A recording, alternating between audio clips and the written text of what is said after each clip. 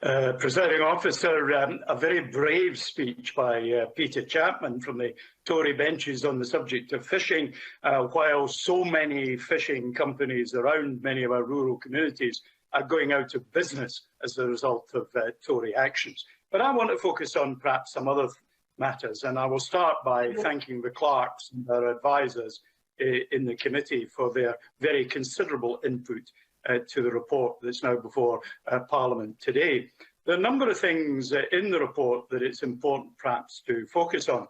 One is conditionality is the subject that we discuss. As we support companies from government and our enterprise agencies, we need to tie into that support more conditionality that will relate to a green agenda and creating economy for the long term.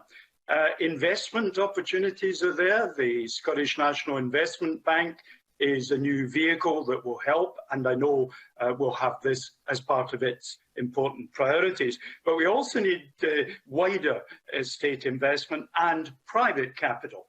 But of course, much of the private capital that will come in to support the green economy will do so because there are economic returns for that private capital. And that's one of the things we have to make sure that we're telling people about. Just today, we've got very heavy snow in the north of Banffshire, and we were able to get out and get our COVID jabs today. Thank you very much, Cabinet Secretary for Health. But 2 deliveries have been turned away because they couldn't get their vehicles in to see us. But the one thing I can see is that on our roof, we have snow on our roof. And why do we have snow on our roof? Because we took our insulation in the loft up from 200 millimetres to 600 millimetres. The government paid for that. Thank you, government. And therefore, there is no heat going up to melt the snow on our roof.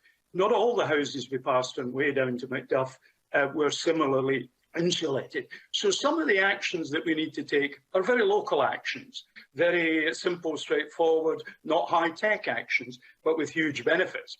And of course, the benefit to us of taking that action was a halving in the cost of heating our house, a halving of that cost.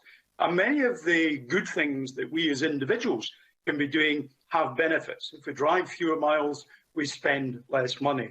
If we walk, we're healthier and we spend less money on being unhealthy. If we cycle, that's a good way to travel, and again, promotes a healthy agenda for each and every one of us. Now, one of the things that I have to say is, of course, that the COVID crisis has illustrated how flexible, responsive and effective government and the civil servants who work in government can be when faced with a challenge.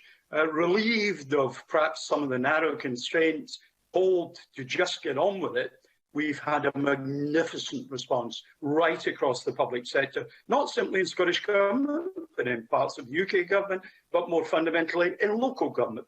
Because many of the decisions that really will make a difference in this agenda will have to be made locally, looking at local needs, looking at local requirements. Because the needs in the centre of Glasgow are fundamentally different from the needs in a rural community in my constituency and across Scotland, and in more remote local communities with only a few houses and limited roads. So, Presiding Officer, we're making the kind of progress we need to. The agenda is now a shared one right across Parliament, I believe, and I commend this report from our committee to Parliament.